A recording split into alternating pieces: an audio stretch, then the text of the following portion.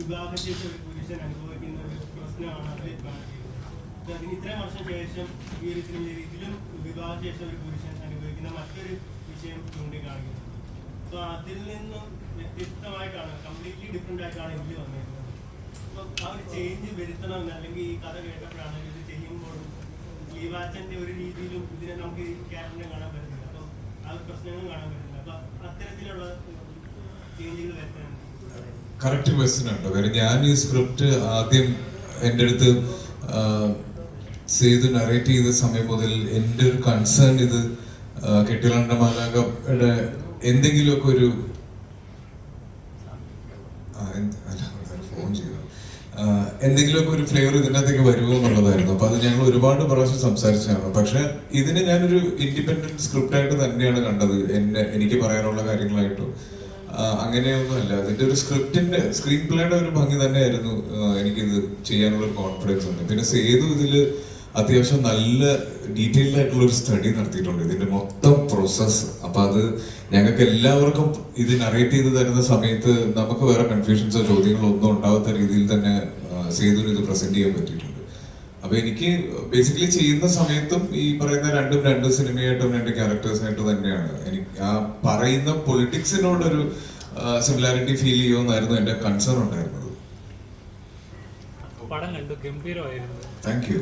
അപ്പം ശരിക്കും ഇങ്ങനത്തെ ഒരു കഥാപാത്രങ്ങൾ കാണുമ്പോൾ ആ തിയേറ്ററിൽ വരുന്ന ഓരോ കൈഡ് കാണുമ്പോൾ സമൂഹത്തിൽ ഇങ്ങനത്തെ നടക്കുന്ന പല കാര്യങ്ങളും നമുക്ക് റിമൈൻഡ് ചെയ്യപ്പെടുകയാണ്. നിയമങ്ങൾ പലപ്പോഴും ചൂഷണത്തിലാവുകയും പല വ്യക്തികളും അനുഭവിക്കുന്ന ഒരു പെയിൻ ഇപ്പോൾ ആ സമയത്തെ നമ്മൾ അറിയും. അതിനുശേഷം അവരുടെ ജീവിതം എങ്ങനെയാണെന്ന് അറിയുന്നില്ല. അപ്പോൾ ആ കഥാപാത്രത്തിൻ്റെ ജീവിതം കാണുമ്പോൾ അങ്ങനെ ഫീൽ ചെയ്തായിരുന്നു. അപ്പം എത്രത്തോളം ടഫായിരുന്നു ആ കഥാപാത്രമായി മാറാനായിട്ട്? ഇങ്ങനൊരു നമ്മൾ കുറേ വാർത്തകളൊക്കെ കാണുന്നുണ്ടാക്കിയല്ലോ, അങ്ങനെയൊക്കെ റിസർച്ച് ചെയ്ത് നോക്കിയായിരുന്നു. ശരിക്കും എനിക്ക് സേതു ഇതിന്റെ സ്ക്രിപ്റ്റ് പ്രസന്റ് ചെയ്ത സമയത്ത് ഇതിന്റെ ഒരു സാധ്യത പറഞ്ഞു തന്നിട്ടാണ് ഇതിന്റെ സ്ക്രിപ്റ്റ് എന്നോട് പറഞ്ഞതും. ഇങ്ങനെ അതായത് ഒരു കുടുംബ കോടതിയിൽ ഇപ്പം കണ്ടവർക്ക് മനസ്സിലാവും. ആ കുടുംബ കോടതി കയറി കഴിഞ്ഞാൽ അതിന്റെ മൊത്തം അറ്റ്മോസ്ഫിയർ കാണിക്കുന്ന സമയത്ത് നമുക്ക് ഒരുപാട് കേസുകളായിട്ട് പല രീതിയിലുള്ള കേസുകൾ വരുന്നത് കാണാം. ഈ സിനിമ ഇപ്പൊ കണ്ടു കഴിഞ്ഞ് ഇത്രയും നേരത്തിനിടയിൽ വന്ന പല കോളുകളിലും നമുക്ക് അറിയാവുന്നവര്, നമ്മള് ഫ്രണ്ട്സിന് അറിയാവുന്നവര്, അവരെല്ലാം അനുഭവിച്ച പല കാര്യങ്ങളും പറഞ്ഞു പോകുന്നതിനെ പറ്റിയിട്ടൊക്കെ മെൻഷൻ ചെയ്തിരുന്നു.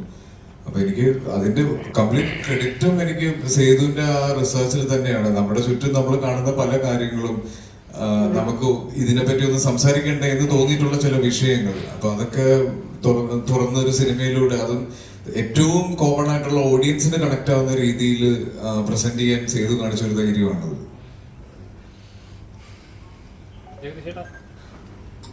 ഒരു വക്കീലിന്റെ കഥാപാത്രം ആകുമ്പോഴും ആ ഒരു അവസാനം പറയുന്ന ഒരു ഡയലോഗ് ഉണ്ട്, ഞാൻ പറയുന്നില്ല അത്.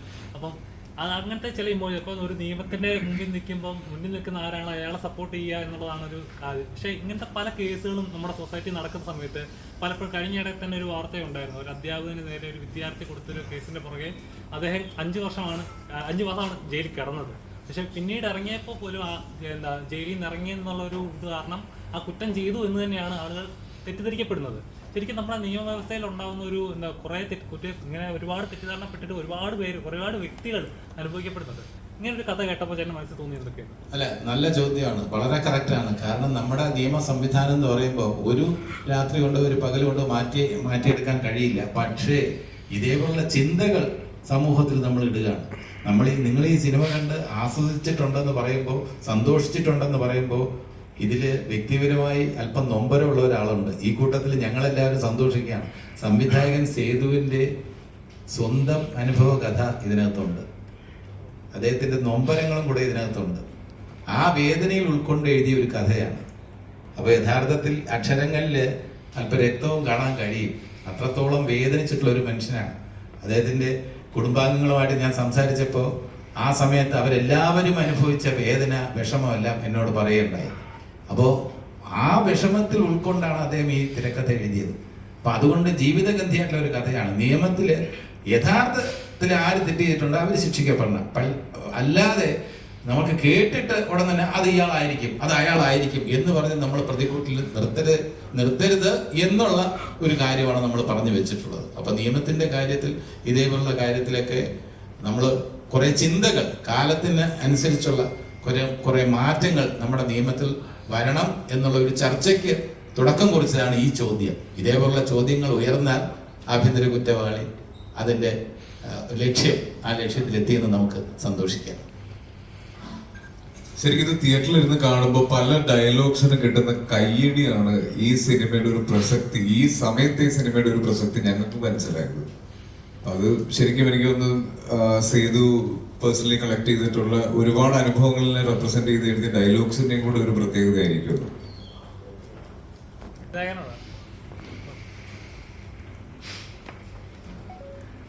എന്തായാലും ഇതേപോലത്തെ സിനിമ ചെയ്യുക എന്ന് പറയുന്ന ഒരു ചെറിയൊരു കറേജ് അല്ല വേണ്ടത്. ഇങ്ങനെ ഒരു സബ്ജക്റ്റ് പ്രഷറിലേക്ക് എത്തിക്കുക, അത് ഒരു കുറച്ച് ഹ്യൂമറോടെ തന്നെ എന്നാൽ അത് പ്രസന്റ് ചെയ്ത് ആ പെയിനോടെ ചെയ്യുക എന്ന് പറഞ്ഞ ചെറിയൊരു കാര്യമല്ലത്. ഫസ്റ്റ് ഓഫ് ഓൾ അതിന് കൺഗ്രാജുലേഷൻസ്. അപ്പം ഇങ്ങനൊരു സബ്ജക്റ്റ് ചെയ്തു എങ്ങനെയാവും റിസൾട്ട് എന്നൊരു പേര്. കാരണം ഒരുപാട് സ്ത്രീപക്ഷ സിനിമകൾ വരുന്ന ഒരു കാലഘട്ടമാണ്, കൂടുതൽ പ്രൊമോട്ട് ചെയ്യുന്ന സിനിമകളാണ് അങ്ങനത്തെ സിനിമകൾ. പക്ഷേ ഇങ്ങനത്തെ സിനിമ ഇറങ്ങിക്കഴിഞ്ഞാൽ എങ്ങനെയായിരിക്കും, കോൺട്രവേഴ്സീസ് ആവും എന്ന പേടി ഉണ്ടായിരുന്നു? ഇല്ല, കോൺട്രവേഴ്സി ആവോ എന്നൊരു പേടി ഒരിക്കലും ഉണ്ടായിട്ടില്ല. പക്ഷെ ഇത് ചർച്ച ചെയ്യപ്പെടും എന്നുള്ളൊരു ധൈര്യം ഉണ്ടായിരുന്നു. പിന്നെ അതിന് ആദ്യം വേണ്ടത് ഒരു നായക നടൻ. നമുക്കറിയാലോ, ഒരു സിനിമ സംഭവിക്കണമെങ്കിൽ എപ്പോഴും ഒരു നായക നടൻ അദ്ദേഹം ആ റിസ്ക് ഏറ്റെടുക്കാൻ തയ്യാറാവണം. ആസിഫ് ബ്രോയോട് ഞാൻ കഥ പറഞ്ഞപ്പം ആസിഫ് ബ്രോ തന്നൊരു വെൽക്കമിങ്, അതാണ് ശരിക്കും ഈ സിനിമ മുന്നോട്ട് വരാനായിട്ടുള്ള ഒരു കാരണം. ശരിക്കും പറയാം, ഇങ്ങനെ ഒരു സബ്ജക്റ്റ് മുന്നോട്ട് വെക്കുമ്പോൾ ഇപ്പോൾ തിയേറ്ററിൽ കൈയടിക്കുന്ന ഒരുപാട് പോയിന്റുകൾ ഉണ്ടെന്ന് പറഞ്ഞാൽ പോലും എനിക്ക് പേഴ്സണലി തോന്നിയത് ഇപ്പോൾ നിയമമായാലും നിയമപാലകരായാലും നിയമം നടത്തുന്നവരായാലും ശരി, അത് ഈക്വൽ ആയിരിക്കണം. അത് രണ്ടും ആണെന്നോ പെണ്ണെന്നോ വ്യത്യാസം ഉണ്ടാവാതെ, അതിപ്പോൾ കാലതാമസം ഒരു കേസ് കൊടുത്താൽ പോലും അതിലൊരു കാലതാമസം എന്ന് പറഞ്ഞാൽ നമ്മൾ അതിന് പുറകെ നടക്കുന്നുണ്ടാകുന്ന നമുക്ക് ഫിനാൻഷ്യലായാലും നമ്മുടെ ജോലിയായാലും കുടുംബമായാലും ഒരുപാട് ബാധിക്കപ്പെടുന്നുണ്ട്. അതാരും അറിയപ്പെടുന്നില്ല. അതൊക്കെ ഈ ചെറിയ സീനുകളിലാണ് നമുക്ക് കൃത്യമായിട്ട് അത് കൺവേ ആവുന്നുണ്ട്. അപ്പം ശരിക്കും നിയമത്തോടുള്ള നിയമപാലകരോടുള്ള ഒരു ചോദ്യമല്ലേ അത്? അല്ല, ശരിക്കും ഇപ്പൊ ബ്രോ പറഞ്ഞതിനകത്ത് എനിക്ക് തോന്നിയൊരു കാര്യം, ഒരാള് ഏറ്റവും സങ്കീർണമായിട്ടുള്ള ഒരു മാനസികാവസ്ഥയെ കൂടെ കടന്നു പോകുക എന്ന് പറയുന്നത് ഒരു കുറ്റം അയാളുടെ പേരിൽ ആരോപിക്കപ്പെടുന്ന സമയത്ത് അത് അയാൾ ചെയ്തിട്ടില്ല എന്ന് തെളിയിക്കുന്നത് വരെ അയാളുടെ ഒരു മാനസികാവസ്ഥയുണ്ടല്ലോ. അതാണ് ഒരു രീതിയിൽ ഈ സിനിമയിലെ സഹദേവനാണേലും ഈ പറയുന്ന മക്കാരിക്കയുടെ ക്യാരക്ടറാണേലും സിദ്ധുവിന്റെ ക്യാരക്ടറാണേലും എല്ലാവരും പരിപാടി ഞാൻ പറയാൻ ശ്രമിച്ചത്. അശോകൻ ചേട്ടാ നമസ്കാരം. ചേട്ടന്റെ കഥാപാത്രമായാലും നമുക്ക് ഒരുപാട് റിലേറ്റ് ചെയ്യാൻ പറ്റും. നമ്മൾ വാർത്തകളിലൊക്കെ ഒരുപാട് ഇങ്ങനെ വായിച്ചിട്ടുണ്ട്, ഇങ്ങനത്തെ ഇൻസിഡൻസ് ഒക്കെ വായിച്ചിട്ടുണ്ട്. ശരിക്കും നമുക്കും വിഷമം തോന്നും. ഇങ്ങനൊരു അത്രയും നാളും പോറ്റി വളർത്തിയവർ തന്നെ നമ്മളെ ഉപേക്ഷിക്കുമ്പോൾ പെയിൻ അതൊക്കെ നമുക്ക് മനസ്സിലാവും. പക്ഷെ ഇങ്ങനൊരു കഥാപാത്രം കിട്ടുമ്പോൾ ചേട്ടൻ മനസ്സിലൂടെ പോയ കാര്യങ്ങൾ എന്തൊക്കെയായിരുന്നു? അതെ, ഇത് തന്നെയാണ്. നമ്മൾ ഇതുപോലെ ഒരുപാട് വാർത്തകൾ കേട്ടും വായിച്ചും ഒക്കെ നമ്മൾ അറിഞ്ഞിട്ടുണ്ട്. ഒന്ന്, രണ്ടാമത് ഇതിനെക്കുറിച്ച് വളരെ വിശദമായിട്ട് സേതു എനിക്ക് പറഞ്ഞു തന്നു. ഈ ക്യാരക്ടറിൻ്റെ ഡെപ്ത് എന്താണെന്നും, ഒരുപാട് സീനുകളൊന്നുമില്ല ഷോട്ട്, അതിൽ കുറച്ച് സീനുള്ളൂ. പക്ഷെ ഞാൻ പറഞ്ഞു അത് തന്നെ അധികമാണ്. ഇത് പെർഫോം ചെയ്യേണ്ട ഒരു വേഷമാണ്. ആ പെർഫോമൻസിൽ ചാൻസ് ഉണ്ട് ഇതിൽ. അത് 1-2 സീൻസിൽ മാത്രമേ ഉള്ളത്. പക്ഷെ ആ സീൻസ് എങ്ങനെയാണ് അത് ചെയ്യേണ്ടതെന്നുള്ളൊരു നറേഷൻ എനിക്ക് സേതുവിൽ നിന്ന് കിട്ടിയിട്ടുള്ളതാണ്. കാരണം അത് നമുക്ക് ഭയങ്കര പെയിൻഫുള്ളായിട്ടുള്ള ഒരു ക്യാരക്ടറാണ്. അപ്പോൾ ആ ക്യാരക്ടർ ഉണ്ടാക്കുമ്പോൾ തന്നെ അതിന് പകുതി ഉണ്ട്, പിന്നെ ബാക്കി നമ്മൾ പകുതി അഭിനയിച്ചാൽ മതി. അപ്പോൾ അത് നല്ല പോസ്റ്റിംഗ് ആയിരുന്നു. അത് എവിടെയൊക്കെ വരുന്നു, എവിടെയൊക്കെയാണ് അതിൽ പെർഫോം ചെയ്യേണ്ട സ്ഥലങ്ങൾ എന്ന് പറയുന്ന അവിടെ നമുക്ക് ചെയ്യാൻ പറ്റി എന്നുള്ളത് തിയേറ്ററിൽ ആൾക്കാർ അത് കണ്ടിറങ്ങിയപ്പോഴാണ് ആൾക്കാർ പറഞ്ഞത് മനോഹരമായിട്ടുണ്ടെന്ന് പറഞ്ഞത്. അതിന് ഫുൾ ഉത്തരവാദിത്തം സേതു തന്നെയാണ്. സേതുവിൻ്റെ ചിലപ്പോൾ സേതു എവിടെയെങ്കിലും കണ്ടിട്ടുണ്ടാവും ചിലപ്പോൾ ഇയാളെ. പക്ഷെ നമുക്ക് അറിയാവുന്ന സമൂഹത്തിൽ നമുക്ക് അറിയാവുന്ന ഒരാൾ തന്നെയാണ് ഈ മക്കാരിക്ക. പടം ഇറങ്ങുന്നതിന് മുന്നേ കഥാപാത്രത്തിന്റെ പേര് ഒരു ദേശവാസി എന്നൊക്കെ പറഞ്ഞപ്പോൾ ഈ പറഞ്ഞ കുറെ തമാശകൾ പ്രതീക്ഷിച്ചു. പക്ഷെ ഈ സിനിമ കണ്ടു കഴിഞ്ഞപ്പോൾ മനസ്സിലായി ഒരുപാട് കോമഡികൾ ആവശ്യമില്ല കഥാപാത്രത്തിന്. അല്ലെങ്കിൽ ഈ സിനിമ പറയുന്ന ആശയങ്ങൾ വെച്ച് നോക്കുമ്പോൾ തമാശകൾ കുറഞ്ഞിരുന്നാലാണ് ഡീപ്പായിട്ട് മനസ്സിലാവുന്നത്. അപ്പോൾ സിനിമ ചെയ്യുമ്പോൾ തമാശകൾ പറയാൻ സാധ്യത ഉള്ളിടത്ത് അറിഞ്ഞുകൊണ്ട് തമാശ പറയാതിരിക്കാൻ ശ്രമിക്കുന്നുണ്ട്. അല്ല, ഇത് നമ്മൾ ഷൂട്ട് ചെയ്തപ്പോൾ സത്യം പറഞ്ഞാൽ ഇതൊരു ഞാനും ആനന്ദം പറഞ്ഞു ഇത് സീരിയസ് പടമായിട്ടാണ് വന്നത്. പക്ഷെ ഡബ് ചെയ്യാൻ വന്നപ്പോഴാണ് ചില സ്ഥലങ്ങളിലൊക്കെ ഹ്യൂമർ ഉള്ളതായിട്ട് നമുക്ക് തോന്നിയത്. അപ്പം ഞാൻ സേതുവിനോട് പറയുന്നത് സേതു പറഞ്ഞു ഇവിടെ ചിരി കിട്ടാൻ സാധ്യത. അപ്പം ഞാൻ പറഞ്ഞത് ഹ്യൂമർ ഉണ്ടോ? സത്യം പറഞ്ഞാൽ ഇത് ഹ്യൂമർ പടമായിട്ട് ഹ്യൂമർ ഇല്ല അധികം, എന്നാലും ചെറിയ സ്ഥലങ്ങളിൽ ഹ്യൂമർ ഉണ്ട്. ഡബ് ചെയ്യുന്ന സമയത്താണ് അത് ഞാൻ സേതുവും ആനന്ദും പറഞ്ഞു ചില സ്ഥലങ്ങളിലേക്ക് ചിരിവിടാൻ സാധ്യതയുണ്ട് എന്നാണ് ഞങ്ങൾ പറഞ്ഞത്. അപ്പോൾ ഇത് ഞങ്ങളുടെ എൻ്റെയും ആനന്ദിൻ്റെ ക്യാരക്ടർ എന്ന് പറഞ്ഞാൽ ഒരിക്കലും ഞങ്ങളുടെ സുഹൃത്തിനെ കൊണ്ട് കുഴിയിലിടിപ്പിക്കുക എന്നുള്ളതല്ല. അപ്പോൾ സുഹൃത്തിൻ്റെ കൂടെ നടക്കുക, അവൻ്റെ വേദനകൾ പങ്കെടുക്കുക, എന്നാലും ചെറിയ രീതിയിൽ കളിയാക്കിക്കൊണ്ടുള്ള രീതിയിൽ പോകുന്ന ഒരു ക്യാരക്ടറാണ്. അല്ലാതെ ഹ്യൂമറായിട്ട് ഇപ്പം വിളിച്ചപ്പോഴേ പറഞ്ഞ് ഹ്യൂമറൊന്നും അല്ല എന്നാണ് പറഞ്ഞത്. പക്ഷെ എന്തോ ചെറിയ ചിരികൾ കിട്ടി, അതൊരു ബോണസാണ്. അതെ.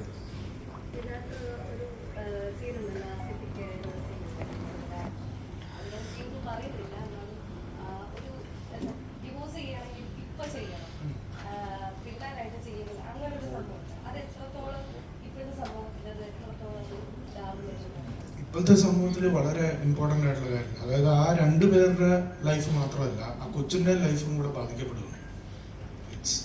നമ്മൾ പലപ്പോഴും അതിനെക്കുറിച്ച് ചിന്തിക്കുന്നില്ല എന്ന് എനിക്ക് തോന്നിയിട്ടുണ്ട്. ഇന്നത്തെ പിള്ളേരുള്ള ഡൈവേഴ്സ് റേറ്റ്സ് കൂടുന്നു. അതൊരു ഭയങ്കര പെയിൻഫുൾ സാധനം തന്നെയാണ്.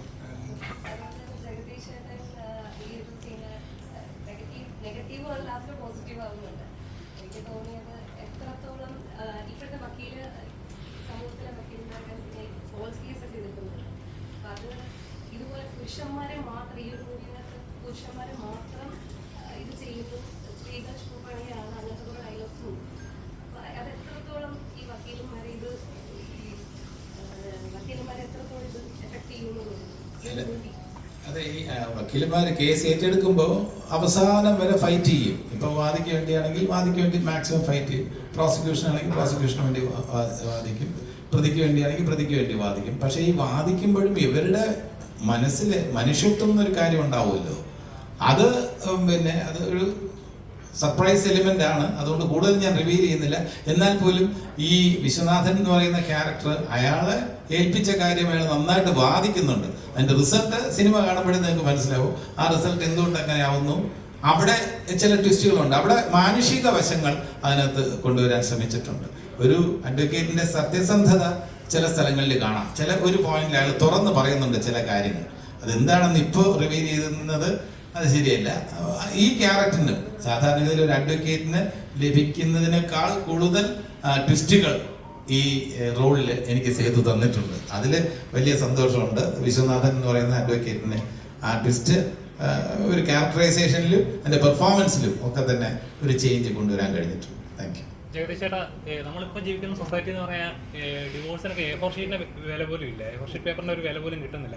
ഒന്ന് പറഞ്ഞ് രണ്ടിന് ഡിവോഴ്സ് എന്നുള്ളൊരു മെൻറ്റാലിറ്റിയിലേക്ക് ആളുകൾ അതൊരു പ്രോപ്പർ കമ്മ്യൂണിക്കേഷൻ സ്കിൽ അല്ലെങ്കിൽ പ്രോപ്പറായിട്ട് ഒരു അങ്ങനെ ഒന്ന് പറഞ്ഞ ഡിവോഴ്സാണ് ഒരാളുടെ സ്വത്തിന് ഇത്ര ഭാഗം കിട്ടിയിരിക്കണം, എന്തോ ഒരു അവകാശം പോലെയാണിത്. ഇപ്പോൾ ശരിക്കും പറഞ്ഞ നിയമത്തിന് ഇങ്ങനെയുള്ള ലൂപ്പ് ഹോൾസ് ഉള്ളത് എന്താ പറയുക, നമുക്ക് ഒരു ചൂഷണം പോലെ തന്നെ. നമുക്കിപ്പോൾ ഒരാളെ നമുക്കിപ്പോൾ സ്നേഹിച്ചെന്ന് വിവാഹം കഴിക്കാൻ പോലും ഇപ്പം 10 തവണ ആലോചിക്കേണ്ട ഒരു അവസ്ഥയാണ്.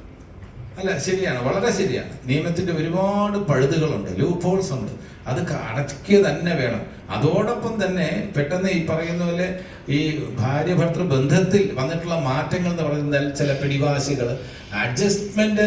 ഇപ്പോൾ ഭാര്യ ഭർത്താവിന്റെ അടിമയാകണ്ട, ഒരിക്കലും ഞാൻ പറയില്ല, തുല്യസ്ഥാനം വേണം. പക്ഷേ ഭർത്താവ് പറയുന്ന ചില കാര്യങ്ങളിൽ, ഇപ്പൊ ജോലി സ്ഥലത്ത് ഇപ്പൊ രണ്ടുപേർക്ക് 2 സ്ഥലത്താണെന്നുണ്ടെങ്കിൽ ഒരാൾക്ക് ബാംഗ്ലൂരും ഒരാൾക്ക് ചെന്നൈയിലും, എനിക്കറിയാവുന്ന ഒരു കേസ് സോഫ്റ്റ്വെയർ എഞ്ചിനീയേഴ്സാണ്. അപ്പോൾ ഭാര്യ പറഞ്ഞു ഭർത്താവിനോട് നിങ്ങൾ ബാംഗ്ലൂർ വരണം ട്രാൻസ്ഫർ വാങ്ങിച്ച്. ഭർത്താവ് പറഞ്ഞു നീ ട്രാൻസ്ഫർ വാങ്ങിച്ച് ചെന്നൈയിൽ വരണം. ഒരു ഡിവോഴ്സായി. പക്ഷെ അതൊരു കോംപ്രമൈസ് ആകാവുന്നുള്ള ആയിട്ടാണ് എനിക്ക് തോന്നിയത്.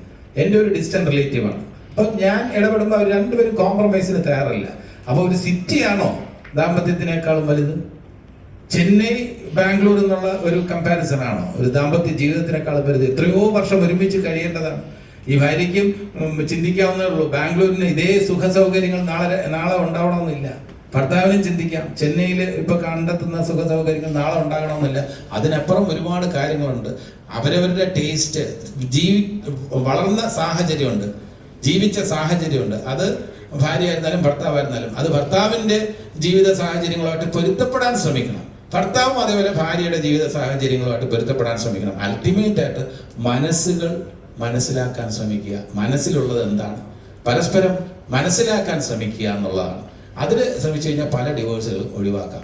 പിന്നെ കാശിനോടുള്ള അമിതമായിട്ടുള്ള ഒരു സ്നേഹം, അത് ഭാര്യയ്ക്കായിരുന്നാലും ഭർത്താവിനായിരുന്നാലും സ്ത്രീധനത്തിന്റെ പ്രശ്നമൊക്കെ തന്നെ ഇപ്പോഴും ഡൗറി ഒക്കെ കുറ്റകരമാണെന്ന് പറയുമ്പോൾ പോലും നമ്മുടെ സമൂഹത്തിലുണ്ട്. അത് വേറെ രീതിയിൽ ഗിഫ്റ്റായിട്ടും സന്തോഷമായിട്ടും കൊടുക്കുന്നു എന്നൊക്കെ പറയുമ്പോൾ അതൊക്കെ ആ സമ്പ്രദായം 100% തുടച്ചു മാറ്റാൻ കഴിഞ്ഞിട്ടില്ല എന്നുള്ളതൊരു യാഥാർത്ഥ്യമാണ്. അപ്പോൾ നിയമത്തിന്റെ ഈ ലൂപ്പ് ഹോൾസ് ഒരു വശത്ത്, മറുവശത്ത് നമ്മുടെ മനസ്സിൽ വന്നിട്ടുള്ള മാറ്റങ്ങൾ കാലത്തിനനുസരിച്ച് കുറച്ച് കോൺഫിഡൻസ് ഇരു വിഭാഗത്തിനും കിട്ടുമ്പോൾ ഇതിലൊന്നും വലിയ കാര്യമില്ല, ഒരു ദിവസം തന്നെ ഈ ബന്ധമൊക്കെ നമുക്ക് വലിച്ചെറിയാം എന്ന് തോന്നുന്ന അതിനൊരു സാങ്ക്ടിറ്റി, അതിൻ്റെ ഒരു പവിത്രത ഈ ദാമ്പത്യത്തിൽ ഇല്ല എന്ന് വിശ്വസിക്കുന്ന ഒരു കാലഘട്ടത്തിലാണ് നമ്മൾ ജീവിക്കുന്നത്. എല്ലാവരും അല്ല കേട്ടോ, ഇപ്പോഴും അത് വളരെ ഒരു പവിത്രമായിട്ടുള്ള ഒരു ബന്ധമാണ് ദാമ്പത്യ ജീവിതം എന്ന് കരുതുന്ന ആൾക്കാരുണ്ട്. അപ്പോൾ ഒരു മൈനോറിറ്റി ഉണ്ട്. ആ മൈനോറിറ്റി അത് കൂടാതിരിക്കാൻ ഇത്തരം സിനിമകളിലെ ചിന്തകളിലൂടെ കഴിയട്ടെ എന്നാണ് നമ്മുടെ പ്രാർത്ഥന. അതിങ്ങനെ വർദ്ധിക്കാതിരിക്കട്ടെ, ഡിവോഴ്സുകളൊക്കെ കുറയാൻ, അന്യായമായ കാരണങ്ങൾ പറഞ്ഞ് ഭർത്താവിനെയോ ഭാര്യയോ ക്രൂശിക്കുന്നത് കുറയാൻ ഈ സിനിമയ്ക്ക് ഏതെങ്കിലും തരത്തിൽ സഹായിക്കാൻ കഴിഞ്ഞാൽ നിങ്ങൾക്ക് സന്തോഷമുണ്ട്. അതൊരു വലിയ ചോദ്യമാണ്, അത്ര എളുപ്പമല്ല നമുക്ക് പറയാം. ചുമ്മാ ഒരു പൈങ്കിളിയായിട്ട് പറയാം, അത് പെട്ടെന്ന് ഈ സിനിമ കണ്ടിട്ട് തന്നെ 10 പേര് ഒരു തീരുമാനം മാറ്റി എന്നൊക്കെ നമുക്ക് പറയാം. പക്ഷെ അതല്ല, ഒരു മനസ്സിനൊരു തോട്ട് വന്നല്ലോ. ഇപ്പൊ നിങ്ങളുടെ ചോദ്യത്തിൽ തന്നെ ഞങ്ങൾ ഹാപ്പിയാണ്. നിങ്ങൾ ചോദിക്കുന്നുണ്ടല്ലോ, ഇത് മനസ്സിൽ എന്തെങ്കിലും രീതിയിൽ സ്പർശിച്ചിട്ടുള്ളത് കൊണ്ടല്ലേ നിങ്ങൾ ചോദിക്കുന്നത്. അതിൽ ഞങ്ങൾ കൃതാർത്ഥരാണ്. ഉടൻ തന്നെ ഒരു സമൂലമായ മാറ്റമൊന്നും പ്രതീക്ഷിക്കുന്നില്ല, അത് സത്യമാണ് പറഞ്ഞത്. അതെ അതെ, തീർച്ചയായിട്ടും എല്ലാവർക്കും റിലേറ്റ് ചെയ്യാൻ പറ്റുന്ന, ഇത് ഞാൻ പറഞ്ഞില്ലേ, ഇത് സത്യസന്ധമായിട്ടുള്ള ഒരു കഥയാണ്. ഇതിനകത്ത് സിനിമയ്ക്ക് വേണ്ടിയുള്ള എന്റർടൈൻമെന്റ് ആക്കാൻ വേണ്ടിയിട്ടുള്ള വെള്ളം ചേർക്കലേ ഉള്ളൂ. ഇതിലെ സംഭവങ്ങളും സംഭവ പരമ്പരകളും സത്യമാണ്, 100% സത്യമാണ്. കള്ളം ഒന്നും ഒരിടത്തുമില്ല. ജീവിതത്തിലെ സേതുവിന് അനുഭവിക്കേണ്ടി വന്നിട്ടുള്ള കാര്യങ്ങളുടെ എന്റർടൈൻമെന്റ് വെർഷനാണ്. ഒരു എന്റർടൈനർ ആക്കണമല്ലോ സിനിമ, ഡോക്യുമെന്റേഷൻ പറ്റില്ലല്ലോ. അപ്പൊ സിനിമ അതൊരു രസകരമായിട്ടുള്ള രീതിയിൽ ഇത്രയും കഥാപാത്രങ്ങൾ വന്നു. ഇതേപോലെ എക്സാക്ട് വിശ്വനാഥനായിരിക്കില്ല, അഡ്വക്കേറ്റ് ആയിരിക്കില്ല, അതേപോലെ എക്സാക്ട് സഹദേവനായിരിക്കില്ല സേതു. അപ്പൊ ആ വ്യത്യാസം എന്തായിരുന്നാലും ഉണ്ട്. സിനിമയ്ക്ക് വേണ്ടിയുള്ള വ്യത്യാസങ്ങളുണ്ടാവും. ബാക്കി സംഭവങ്ങളെല്ലാം അടിസ്ഥാനപരമായി സത്യസന്ധമായിട്ടുള്ള കാര്യങ്ങളാണ് ഇതിൽ പ്രതിപാദിച്ചിട്ടുള്ളത്. അത് ധൈര്യസമേതം നമുക്ക് പറയാം. അതുപോലെ ഇപ്പം ഇറങ്ങിയ സിനിമകൾ ഇപ്പൊ കരിയറിൽ ഏറ്റവും നല്ല പീരീഡിലൂടെ പൊയ്ക്കൊണ്ടിരിക്കുന്നത്, നല്ല നല്ല കഥാപാത്രങ്ങൾ, കുറച്ച് റിയലിസ്റ്റിക് ആക്ടർ എന്ന ലെവലിലേക്ക് ആസിഫിക്ക ഇപ്പോൾ കുറച്ചുകൂടെ ആളുകൾക്ക് അടുത്തറിയാൻ പറ്റുന്ന ഒരു ആക്ടറാണ്. ഇപ്പോൾ ചെയ്യുന്ന കഥാപാത്രങ്ങൾ പോലെ നമുക്ക് എവിടെയോ കണ്ടിട്ടുള്ള, എവിടെയോ കേട്ടിട്ടുള്ള ഒരാൾ, അങ്ങനത്തെ കഥാപാത്രങ്ങൾ ഇച്ചിലൂടെ നമുക്ക് റിലേറ്റ് ചെയ്യാൻ പറ്റുന്നത്. അപ്പോൾ കഴിഞ്ഞിടെ ഇറങ്ങിയ സർക്കിട്ട് എന്ന സിനിമയിലെ ആ കഥാപാത്രം നല്ല റെസ്പോൺസിബിൾ ആണ്. പക്ഷേ തിയേറ്ററിൽ അത്രയും ആളുകൾ കയറുന്നില്ല. എപ്പോഴും ഇങ്ങനെ അങ്ങനെ നല്ല കഥകൾ വരുമ്പോൾ എന്തുകൊണ്ട് ഇങ്ങനെ റെസ്പോണ്ട് ചെയ്യുന്നില്ല എന്തെങ്കിലും തോന്നിയിട്ടുണ്ടോ? എനിക്ക് ചിലപ്പോൾ ആളുകൾ ചില പെർട്ടിക്കുലർ ടൈമിൽ തിയേറ്റേഴ്സിൽ വന്ന് കാണാൻ ഇഷ്ടപ്പെടുന്നത് വേറൊരു തരത്തിലുള്ള സിനിമകളായതുകൊണ്ടായിരിക്കാം. നമുക്ക് എല്ലാ സിനിമയും കൊമേഴ്ഷ്യലി സക്സസ് ആവണമെന്ന് പറയാൻ പറ്റില്ല. നല്ല സിനിമകൾ ചെയ്യാം, വിജയിക്കുന്ന സിനിമകൾ എന്ന് പറയുമ്പോൾ ചിലപ്പം തിയേറ്റേഴ്സിൽ വന്ന് കാണാൻ കുറച്ച് എക്സ്ട്രാ ഫാക്ടേഴ്സ് ഒക്കെ ഉള്ള സിനിമകളായിരിക്കാം. എനിക്ക് ശരിക്കും എനിക്ക് നല്ല ഒരു ആക്ടറിനും മനസ്സിലാവാത്ത ഒരു കാര്യമാണ് പല സമയത്തും ചില സിനിമകൾ തിയേറ്ററിൽ എന്തുകൊണ്ടാണ് ആളുകൾ കാണാൻ പ്രിഫർ ചെയ്യാത്തതെന്നുള്ളത്. അതൊരു ഉത്തരവില്ലാത്ത ചോദ്യമാണ്. പക്ഷെ നല്ല സിനിമ ചെയ്യാനേ നമുക്ക് ശ്രമിക്കാൻ പറ്റുള്ളൂ. ആളുകളെ കാണിക്കുക എന്നുള്ളത് കുറച്ച് പണിയാണ്. ഇപ്പം അതേപോലെ നിൽക്കുമ്പോൾ നമ്മളിപ്പോൾ കരിയറിൽ നല്ല പീരീഡ് പൊയ്ക്കൊണ്ടിരിക്കുമ്പോൾ ആളുകൾ ഓൾറെഡി രജിസ്റ്റർ ആണ്. ഇന്ന കഥാപാത്രങ്ങൾ കണ്ടിപ്പോൾ ചില സിനിമകൾ കാണുമ്പോൾ പറയുമായിരിക്കാം, ചേട്ടാ അതേപോലത്തെ കഥാപാത്രം ഇനി ചെയ്യാമോ, അല്ലെങ്കിൽ അങ്ങനത്തെ കഥകൾ ഇനി വരുമോ എന്നൊക്കെ. അങ്ങനെ ഒരു ടൈം പീരീഡ് അല്ലെങ്കിൽ ടൈം ലോക്കിൽ നിൽക്കുന്നതായിട്ട് എപ്പോഴും തോന്നിയിട്ടുണ്ടോ? എനിക്ക് ആ ക്യാരക്ടർ ബ്രേക്ക് ചെയ്യാൻ പറ്റുന്ന ലെവലിൽ ഒരു കഥാപാത്രം വന്നിരുന്നെങ്കിൽ എന്നാഗ്രഹിക്കുന്ന ഒരു കഥാപാത്രം വരുന്നുണ്ടോ? തീർച്ചയായിട്ടും ഉണ്ട്. എനിക്ക് ഈ പലപ്പോഴും ഇപ്പൊ എന്നിലേക്ക് എത്തുന്നത് കോമൺ ഓഡിയൻസിന്, സാധാരണക്കാർക്ക് റിലേറ്റ് ചെയ്യാൻ പറ്റുന്ന രീതിയിലുള്ള പ്രശ്നങ്ങൾ ഹാൻഡിൽ ചെയ്യുന്ന ഒരു സാധാരണക്കാരനായിട്ടാണ് എന്നെ കാണാൻ എപ്പോഴും ആളുകൾ ആഗ്രഹം കാണിച്ചിട്ടുള്ളത് അധികവും. അപ്പൊ അത് ബ്രേക്ക് ചെയ്യണം എന്നുണ്ട്. ഒരു ലാർജർ ദാൻ ലൈഫ് സിനിമ ഉടനെ സംഭവിക്കും, അതിനും ഞാൻ ശ്രമിക്കുന്നുണ്ട്.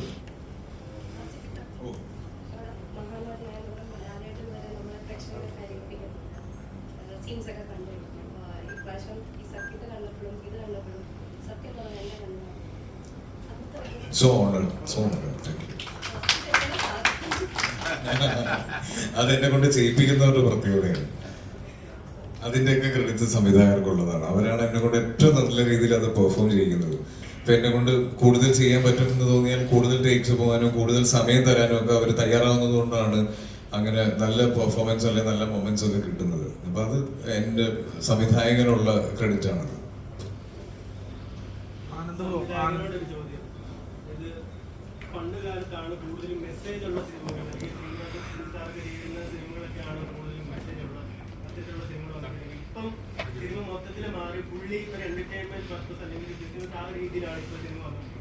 വീണ്ടും താങ്കൾ അല്ലെങ്കിൽ താങ്കളെപ്പോലുള്ളവരാണ് കുറച്ച് ചുരുക്കം ആളുകളാണ് മെസ്സേജ് അതിനോടൊപ്പം തന്നെ എന്റർടൈൻമെന്റും ഒരുമിച്ച് പ്രൊവൈഡ് ചെയ്യുന്ന രീതിയിൽ ആ ഒരു വിഷൻ ഓൾറെഡി ഉണ്ടായിരുന്നു. മെസ്സേജ് കൊടുക്കുക അല്ലെങ്കിൽ ടേക്ക് അവേ ഒരുപാടുണ്ട്. അല്ല, മെസ്സേജ് കൊടുക്കാൻ വേണ്ടി മാത്രം ഒരു ചിത്രം ഉണ്ടാക്കുക എന്ന് ഞാൻ അങ്ങനെ ചിന്തിച്ചിട്ടില്ല. അഡ്രസ് ചെയ്യപ്പെടേണ്ട വിഷയം എന്റർടൈനിങ് ആയിരിക്കണം എന്നുള്ള രീതിയിൽ നമ്മളത് നോക്കിയിട്ടുണ്ട് സ്ക്രിപ്റ്റില്. ജഗദീഷ് ചേട്ടാ, അതിൽ നിന്നൊരു ചോദ്യം ചോദിക്കണം. ഇപ്പം അതായത് ഇപ്പം കുറച്ച് നാൾ മുമ്പ് വരെ നമ്മൾ ഏറ്റവും കൂടുതൽ ആളുകൾ ചർച്ച ചെയ്തുകൊണ്ടിരിക്കുന്നതെന്ന് പറഞ്ഞാൽ നല്ല സിനിമ, മോശം സിനിമ, ആവറേജ് സിനിമ, കണ്ടിരിക്കാൻ പറ്റുന്ന സിനിമ എന്നൊക്കെയായിരുന്നു ഡിസ്കസ് ചെയ്തുകൊണ്ടിരുന്നത്. ഇപ്പോൾ ആളുകൾ പറഞ്ഞാൽ 100 കോടിയുടെ സിനിമ, 150 കോടിയുടെ സിനിമ, ഇത്ര ബഡ്ജറ്റ് കിട്ടിയ സിനിമ, ഇന്ന ആക്ടറുകൾ ഇത്ര കോടി മുടക്കിയ സിനിമ. ഒരു സിനിമ എന്ന ഒരു കല അല്ലെങ്കിൽ ഒരു കണ്ടിരിക്കാൻ ആ ഒരു ആസ്വാദന എപ്പോഴും നഷ്ടപ്പെടുന്നതായിട്ട് തോന്നുന്നുണ്ടോ സിനിമയ്ക്ക്? ഇല്ല, അത് അങ്ങനെ വരുന്നത് കൂടുതലും നമ്മൾ ചില ടൈപ്പ് ഓഫ് മൂവീസ് ഉണ്ട്. അത് സൂപ്പർ സ്റ്റാർസിനോ അല്ലെങ്കിൽ അത്രയും വാല്യൂ ഉള്ള സ്റ്റാർസിനോ ഒക്കെ ഉള്ള അവരുടെ ചില ടൈപ്പ് ഓഫ് മൂവീസും, അതും ഈ സൂപ്പർ സ്റ്റാർസിൻ്റെ എല്ലാ മൂവീസും അല്ല.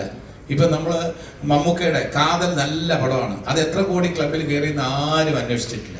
നല്ല ചിത്രത്തിന്റെ പട്ടികയിലാണ് നമ്മൾ പെടുത്തുന്നത്. അതേപോലെ തന്നെ ആഭ്യന്തര കുറ്റവാളി എത്ര കോടി ക്ലബിൽ നിന്ന് ആരും ചർച്ച ചെയ്യില്ല, ഉറപ്പാണ്. എത്ര കിട്ടിയാലും സന്തോഷമാണ് നിസാമിന്. വേറെ ഒരു കോടി ക്ലബിലേക്ക് കടക്കുന്നില്ല.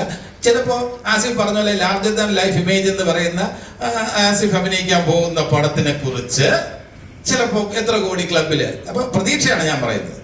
അത് കുറച്ചൊരു വലിയ പടമായിട്ട് ക്യാൻവാസിൽ വരുമ്പോൾ അത് ചിലപ്പോൾ അതർ ലാംഗ്വേജസ്, അങ്ങനെയൊക്കെ ഈ കോടി ക്ലബ് എന്ന് പറയുമ്പോൾ അതർ ലാംഗ്വേജസിൽ പോകാൻ സാധ്യതയുണ്ട്, അതർ സ്റ്റേറ്റ്സിൽ അല്ലെങ്കിൽ ഗൾഫിലും ഒക്കെ തന്നെ. അങ്ങനെ ലാർജർ ദാൻ ലൈഫ് എന്ന് പറയുമ്പോൾ ലോകം മുഴുവൻ അക്സെപ്റ്റ് ചെയ്യാൻ പറ്റുന്ന ചില കഥകളുണ്ട്. ഈ ആഭ്യന്തര കുറ്റവാളി എന്നൊക്കെ പറഞ്ഞാൽ ഇന്ത്യൻ കണ്ടീഷൻസിൽ നമുക്ക് അക്സെപ്റ്റ് ചെയ്യാൻ പറ്റുന്ന ഒരു കാര്യമാണ്. ഇപ്പൊ ഹിന്ദിയിൽ പോലും ചിലപ്പോൾ ഇത് എടുക്കാൻ നേരത്തെ വേറെ രീതിയിൽ കുറച്ച് സ്റ്റോറി ഒന്ന് മാറ്റേണ്ടി വരും.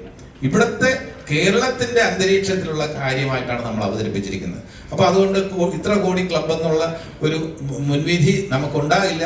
നിങ്ങളും അങ്ങനെ ചിന്തിക്കുന്നു ഞാൻ വിചാരിക്കുന്നില്ല. അപ്പൊ ചില ചിത്രങ്ങളാണ് ഇത്ര കോടി ക്ലബിൽ കടക്കാൻ സാധ്യതയുണ്ട് എന്നുള്ളത്. അപ്പോ ആസിഫ് അലി എന്ന നടനെ നമുക്കെല്ലാവർക്കും ഇഷ്ടം, സൂപ്പർ സ്റ്റാർ എന്ന പദവിയിലേക്ക് ചിലപ്പം എത്തുമായിരിക്കും. പക്ഷെ ഇന്ന് സൂപ്പർ സ്റ്റാർ എന്ന വിശേഷണം അദ്ദേഹത്തിന് താല്പര്യമില്ല, നമുക്ക് ചാർത്താനും താല്പര്യമില്ല. അദ്ദേഹം സൂപ്പർ ആക്ടർ എന്ന് വിശേഷിപ്പിക്കാനാണ് നമുക്ക് താല്പര്യം.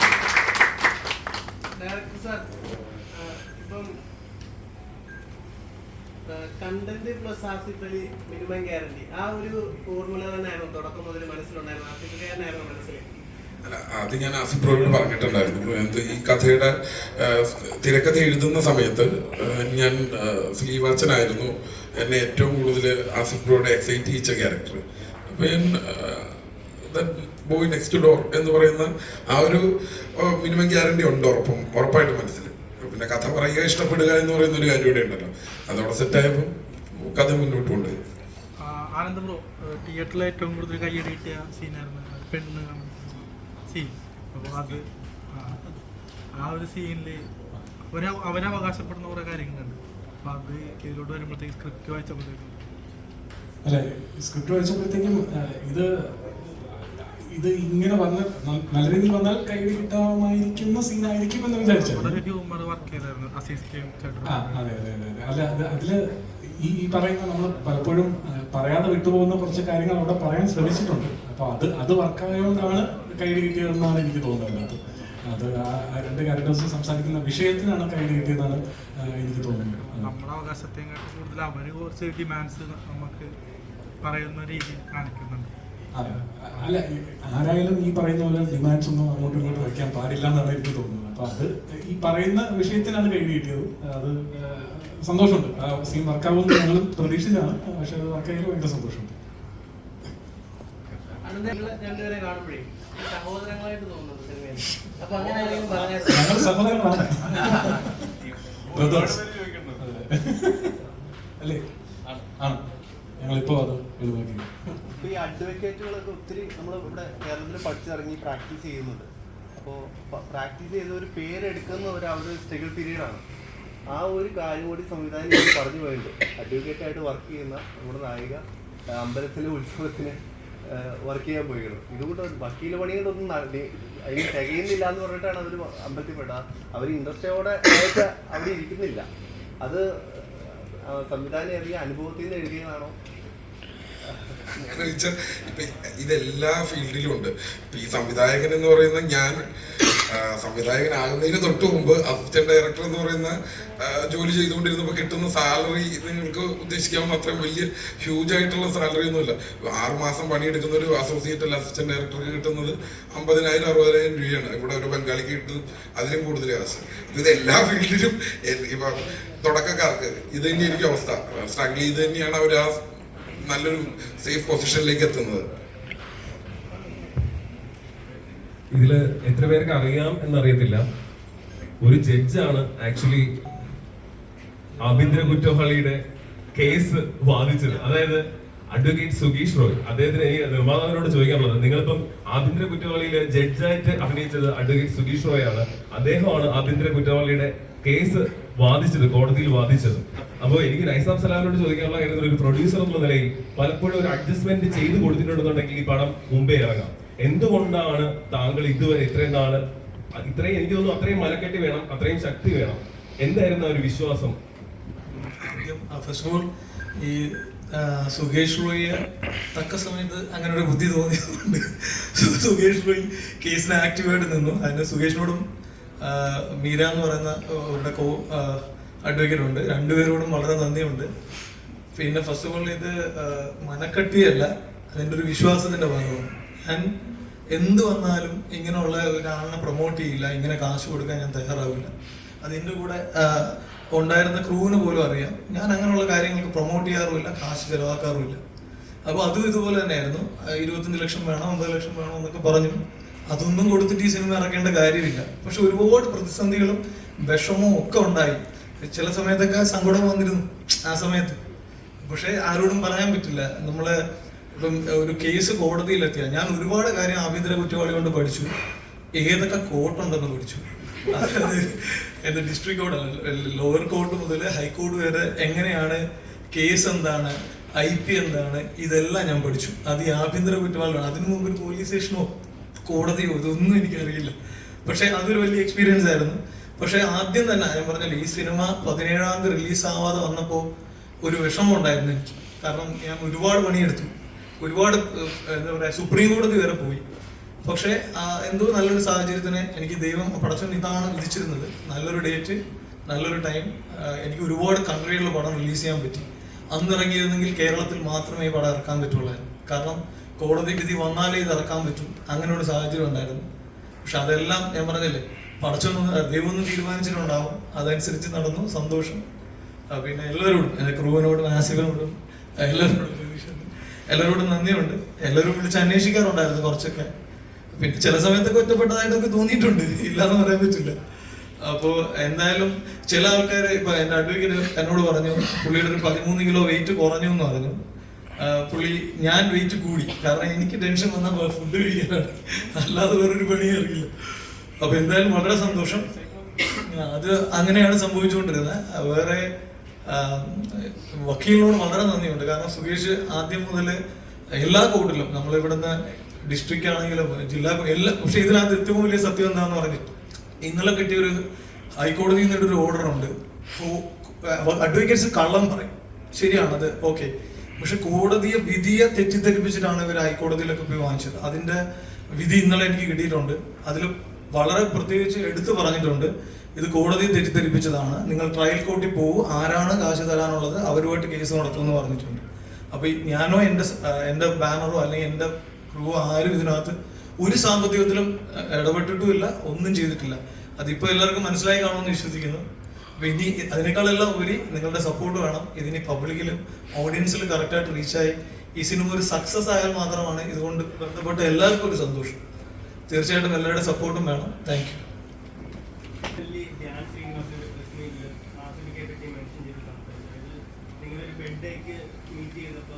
കഴിഞ്ഞ പടം വർക്കാവാത്തതിനെ പറ്റി ആസിക്ക ഡീപ്പായിട്ട് സംസാരിക്കാൻ നോക്കിയിട്ടുണ്ട്. അപ്പം ധ്യാന്റെ ഒരു പടം ആസിക്ക പ്രൊഡ്യൂസ് ചെയ്തിട്ടുണ്ട്. നിങ്ങൾ തമ്മിലുള്ള ആ ഒരു ഫ്രണ്ട്ഷിപ്പിനെ പറ്റി നല്ല ഫ്രണ്ട്ഷിപ്പ്.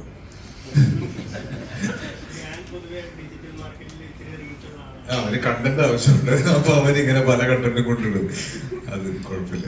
അപ്പൊ എന്തായാലും ഈ ജഗദീഷേട്ടൻ പറഞ്ഞു തുടങ്ങിയ പോലെ ഒരു ഷോർട്ട് നോട്ടീസിൽ നിങ്ങളെല്ലാവരും അറിയിച്ചു. നിങ്ങളെല്ലാവരും ഞങ്ങളോടുള്ള ഇഷ്ടവും സിനിമയോടുള്ള ഇഷ്ടവും കാരണം ഇവിടെ എത്തി. അപ്പൊ നന്ദി പറയുന്നു. അതോടൊപ്പം ഒരു കാര്യം കൂടെ പറയുവാണ്. നമ്മൾ ഇത് രാവിലെ വളരെ സങ്കടത്തോടെ കേട്ടൊരു വാർത്തയാണ് ഷൈൻ ടോം ചാക്കോയ്ക്കും കുടുംബത്തിനും സംഭവിച്ച അപകടം. ഷൈൻ്റെ എല്ലാ കുസൃതിക്കും നമ്മൾ ചിരിച്ചിട്ടുണ്ട്, ദേഷ്യം പിടിച്ചിട്ടുണ്ട്, ഉപദേശിക്കാൻ ശ്രമിച്ചിട്ടുണ്ട്, കുറ്റപ്പെടുത്തിയിട്ടുണ്ട്. ഇനി അങ്ങോട്ട് ഷൈനെ നമ്മുടെ എല്ലാവരുടെയും സപ്പോർട്ട് ഏറ്റവും കൂടുതൽ ആവശ്യമുള്ളൊരു സമയമായിരിക്കും. അപ്പോൾ അറിയാമല്ലോ നമുക്ക് സോഷ്യൽ മീഡിയയുടെ ഒരു സ്വഭാവവും ട്രെൻഡും സംഭവിക്കുന്ന കാര്യങ്ങളും എല്ലാം. അപ്പോൾ നിങ്ങളുടെ എല്ലാം സപ്പോർട്ട് വളരെ ശക്തമായിട്ട് ആ കുടുംബത്തിന് മുന്നോട്ട് പോകാൻ ആവശ്യമുണ്ട്. അപ്പോൾ അത് റിക്വസ്റ്റ് ചെയ്യുന്നു. Thank you. അപ്പോൾ താങ്ക് യു എല്ലാവരും. ഇനി കാണാനുള്ളവരെല്ലാവരും സിനിമ കാണുക.